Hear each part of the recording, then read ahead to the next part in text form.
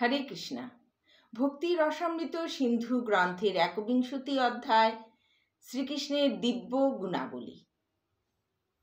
পরমেশ্বর ভগবান শ্রীকৃষ্ণের বিদ্যা অর্জন করার কোনো প্রয়োজন নেই, কিন্তু তিনি বিদ্যার অধিষ্ঠাত্রী দেবী সরস্বতীকে তার সেবা করার সুযোগ দান করেন। শ্রীকৃষ্ণ সম্পূর্ণভাবে পূর্ণকাম। যদিও তার অসংখ্য ভক্ত রয়েছে, তবুও কোনো জীবের সেবা তার কোনো প্রয়োজন নেই। যেহেতু তিনি অত্যন্ত দয়ালু এবং কৃপাময়, তাই তিনি সকলকেই তাকে সেবা করার সুযোগ দেন, যদিও সেই সেবায় তার কোনো প্রয়োজন নেই। তার নীতিজ্ঞতা সম্বন্ধে শ্রীমদ্ ভগবতে বলা হয়েছে, তস্করদের কাছে মৃত্যুর মতো, পুণ্যাত্মা পুরুষদের কাছে আনন্দদায়ী বসন্ত বায়ুর মতো, রমণীদের কাছে পরম মনোহর কামদেবের মতো, বন্ধু বান্ধবদের কাছে আনন্দ প্রদানকারী পূর্ণচন্দ্রের মতো, দীনজনের কল্যাণের জন্য কল্পবৃক্ষের মতো, শত্রুদের কাছে দেবাদিদেব মহাদেবের মুখনিসৃত কালাগ্নির মতো ব্রজেন্দ্র নন্দন শ্রীকৃষ্ণ মথুরাপুরী শাসন করতেন। সুতরাং নানা রকম মানুষের সঙ্গে ব্যবহার করতে শ্রীকৃষ্ণ পূর্ণ নীতিজ্ঞ ছিলেন। তস্করদের কাছে তিনি ছিলেন মৃত্যুর মতো। তার অর্থ এই নয় যে তিনি নীতিরহিত অথবা নির্দয় ছিলেন। সর্ব অবস্থাতেই তিনি কৃপাময়।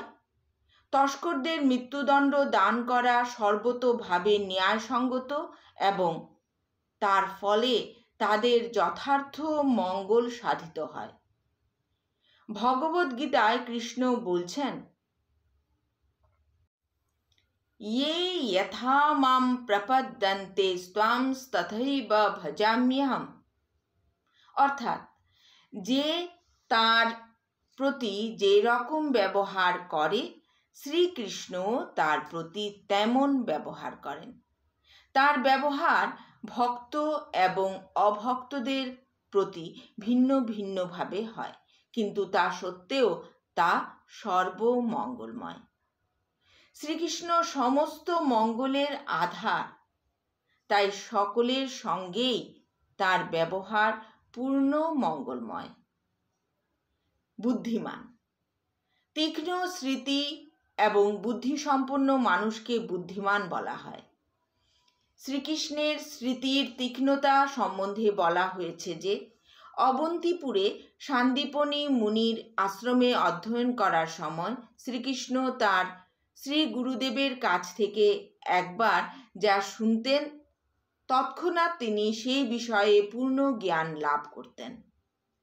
প্রকৃতপক্ষে সান্দীপনী মুনির গুরুকুলে গিয়ে শিক্ষা গ্রহণ করার মাধ্যমে তিনি জগতের সামনে এই আদর্শ প্রতিষ্ঠা করে গেছেন যে, মানুষ যতই মহান অথবা দক্ষ হন না কেন, বিদ্যা অর্জনের জন্য তাকে অবশ্যই শিক্ষক অথবা গুরুদেবের শরণাগত হতে হবে।